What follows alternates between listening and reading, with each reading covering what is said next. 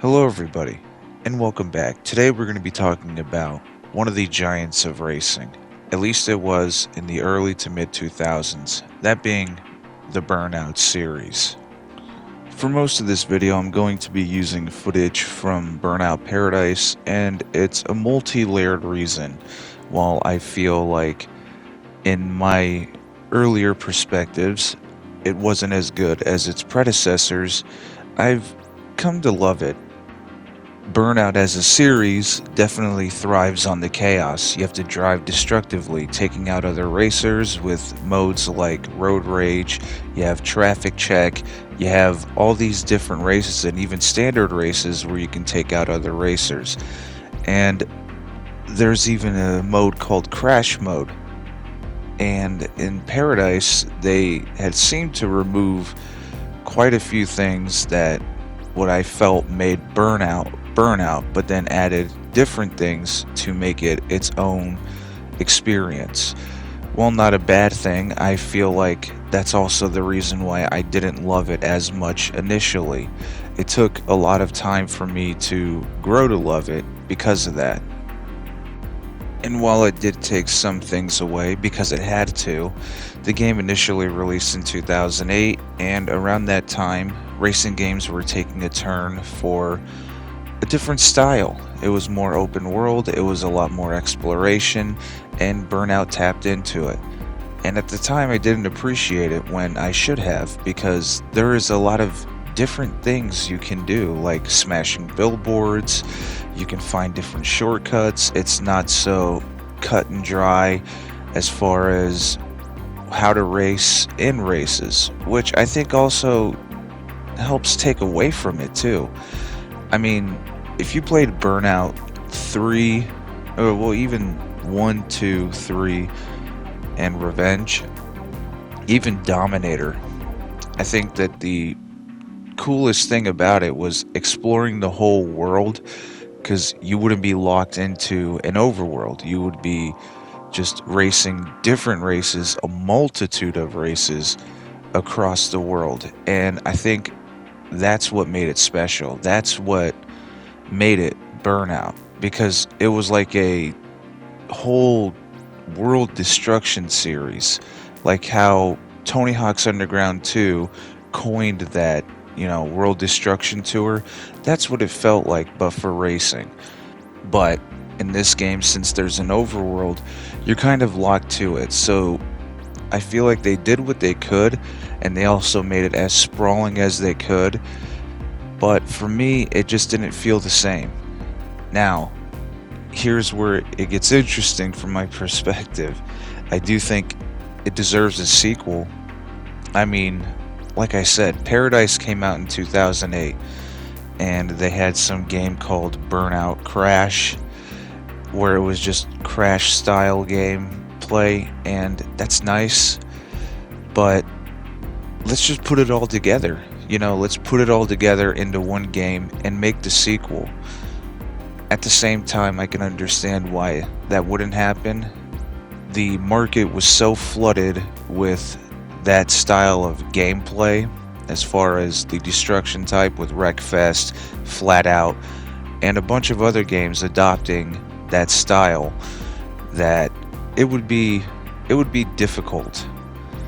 And not just that, the initial team kind of split up into multiple teams, so I could see why it would be kind of hard to divert and go into making a Burnout game. Though I feel that way, then I think that's why they haven't made a sequel. I don't think it doesn't deserve one. I think it definitely deserves one. Burnout was one of a kind. It was something special and unique, something that you could make 100 times over and it would be good. The formula was there. And even in earlier iterations, when you had the overworld, what was cool about it was having to memorize the different map and play styles of different maps across the globe. So if you were, say, going to Rome, you knew that you were going to have sprawling turns, or if you were going to, Asia, or if you were going to, say, Italy, then you knew you were going to have tight turns and have to worry about your turning and worry about planning that part of it as far as racing, takedowns, traffic checks, anything that would require you to be in the field, you would have to memorize it. And even for stuff like crash mode, where you would have to kind of plan out a whole crash and rack up the most money, you would still have to memorize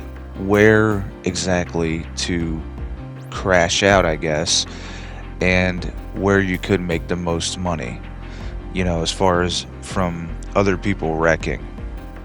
I think that having that mode would definitely make the game stand out a lot more above the other racing games because it feels far and few between anymore. It feels like that's something that's just missing from racing, is like having I guess, the destructive one.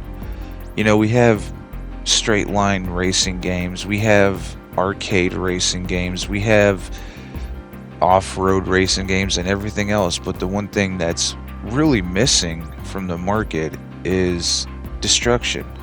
And you could argue that it promotes bad driving. However, I don't really think it does. I mean, it's super arcadey, and at the same time, in every game, there's seemingly nobody behind the wheel, so the car is driving itself. So immediately it takes you out of that immersion that you're technically doing the bad driving, and almost makes you feel like you're playing with, I don't know, a set of Hot Wheels or something. It's something like that. It's just fun to go into a race and take down other drivers as opposed to, just racing them, because it operates another form of strategy. And really, it does. Because then you have to worry about being taken out too. You have to worry about wrecking. And what was nice is when you were racing and you were being taken out, or if you did crash or something did happen, you had this mode called Aftertouch where you could kind of slow motion and drag your wreck of a car into another racer and potentially take them out too. And, this way you weren't losing your complete place, you'd still be behind, but not as much. I do think it's a series that needs to be brought up again. I do think it's a series that needs a sequel, I guess you could say, or a rehash. I don't even care if they made a game called Burnout Revenge, The Takedown in Paradise, where it's a mixture of the three. I wouldn't care. All I care about is just playing a game that's similar to it, because I feel like that's what's lacking. We don't have a game like it. It was one of a kind, and it was something special, and the earlier iterations allowed for a lot of free movement where you could go back into your races and get the highest score possible, where in Paradise it's not really needed, but you would have a similar score check in the previous games. You were encouraged to go ahead and take the leap and go back if you wanted to get something more, because it would help you in the future races, future challenges, and different maps. Basically getting as much as you could and encouraging that practice. And again, like I said before, I know it'd be difficult because of the way the market was saturated with those type of games, and because of something else. While doing a bit of research for it, because I felt like this was just going to be a video that come from the heart, where I just wanted to talk about the series and how much I loved it and how it needs a sequel and how I grew to love Paradise. I did do some research and found out that some of the team worked on Need for Speed games, and thinking about it now, yeah, I mean, it's very obvious that that was the case. If you were to go through and play Unbound again, and you were playing styles like the Takeover, or even some ways how you crash and things like that, you would see the parallel in the Burnout games. Takeover especially, that's something that I could see Burnout doing just to add it to it, you're getting money for destroying certain objects, for, doing stunts, for pretty much anything that's causing chaos and causing destruction. And you could really tell that the developers had a fun time making it, like just placing the barrels or placing the markers or placing anything in the map, making the turns a certain angle so you could drift through it or kind of figure out your placement. So because of Takeover being so similar, you could draw that parallel and kind of figure out after reading it that it makes sense that the Burnout developers, at least some of them, were involved in making some Need for Speed games, especially when you're in the overworld and you have some destruction aspect to it, being the billboards and things of that nature. It makes sense. Even having crashes like driveaways, that was mainly coined in Burnout.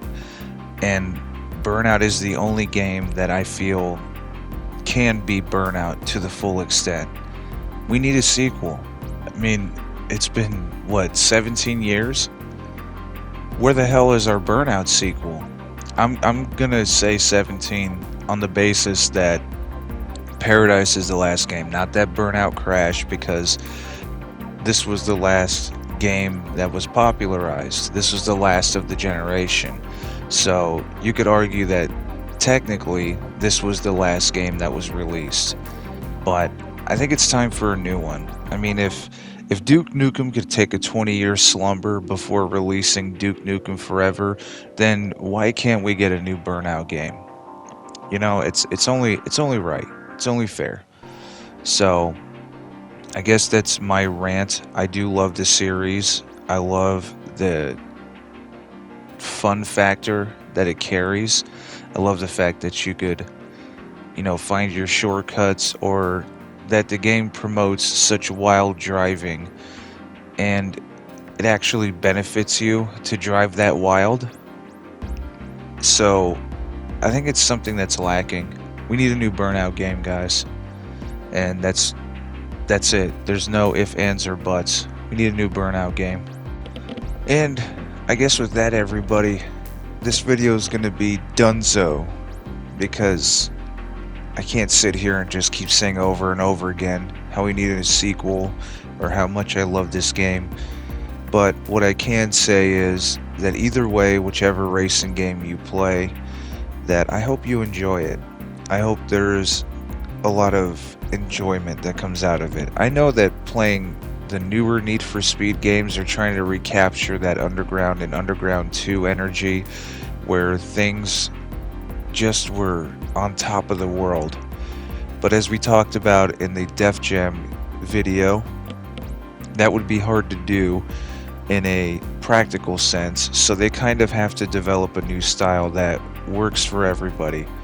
So we have games like Heat and Unbound, which I think are great games. They're really great games, but we need a new Burnout game. I'm going to say it one more time. So with that, everybody, I hope you all enjoyed that incessant rambling I just let off, and I hope that you all have a wonderful day. This video is kind of difficult to do. I'm kind of, I guess, in my feelings a bit. I don't know. I'm in a weird headspace right now. A lot of stuff is going on, and that's why this video comes off somber, I guess. I'm listening back to my vocal tracks, and I know it just doesn't sound right, or that my enthusiasm is there, but believe me, my enthusiasm is ever so present. So thank you all so much for watching. I appreciate you all, and 1K gang, let's go.